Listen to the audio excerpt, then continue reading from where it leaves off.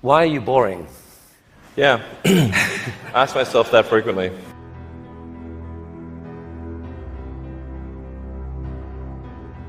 A lot of people dreaming about future cities, they imagine that actually the solution is sort of flying cars, drones, etc. You go above ground. Trying to dig a hole under LA, a 3D network of tunnels to alleviate congestion. I think one of the most soul-destroying things is traffic. It takes away so much of your life, and it's horrible. There's no speed limit here, so we're designing this to be able to operate at 200 kilometers an hour, about 200 kilometers an hour, or about 130 miles per hour.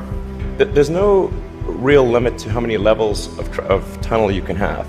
You can go much further deep than you can go up. The deepest mines are much deeper than the tallest buildings are tall. I mean, you started Tesla with the goal of persuading the world that electrification was the future of cars. Yeah, cross country from LA to New York by the end of the year, fully autonomous. By the end of the year, you're saying someone's going to sit in a Tesla without touching the steering wheel, tap in New York, off it goes. Yeah. Won't have to ever touch the wheel by the end of 2017. We should be able to go from all the way from a parking lot in California to a parking lot in New York. No controls touched at any point during the entire journey. So this is allowing you to dream of this really ambitious idea of sending like many people to Mars in 10 or 20 years time, I guess. Yeah. In the next 20 years. And you've designed this outrageous rocket to do it. Help us understand the scale of this thing. Well, I think visually you can see that person, the thrust equivalent of 120 747s with all engines blazing. This can take a fully loaded 747 with maximum fuel, maximum passengers, maximum cargo on the 747. This can take it as cargo. You presented recently this interplanetary transport system. This is a scene you picture in 30 years time, 20 years time? 8 to 10 year time frame. Aspirationally, that's our target. Our internal targets are more aggressive, but I think this vehicle seems quite large, and is large by comparison with other rockets. The future spaceships will be truly enormous.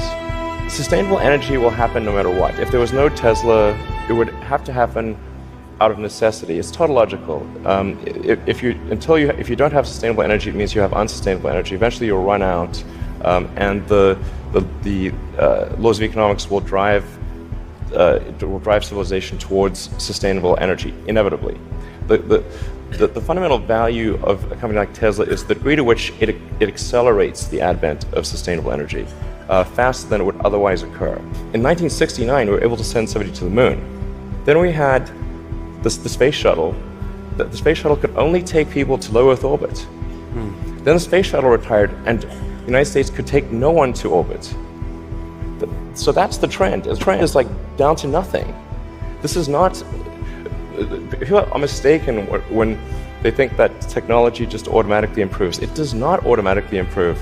It only improves if a lot of people work very hard to make it better.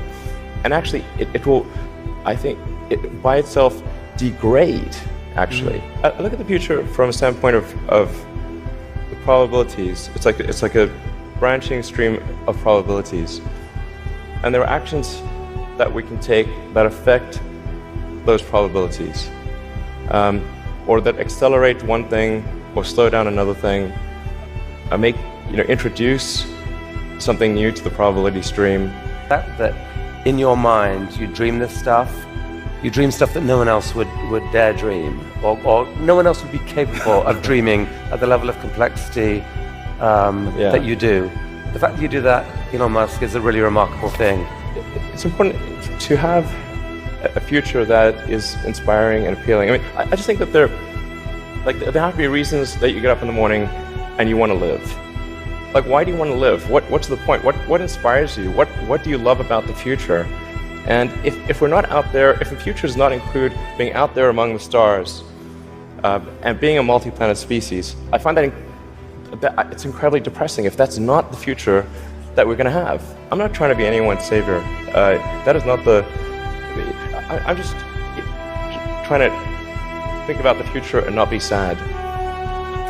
You'll tell me if it ever starts getting genuinely insane.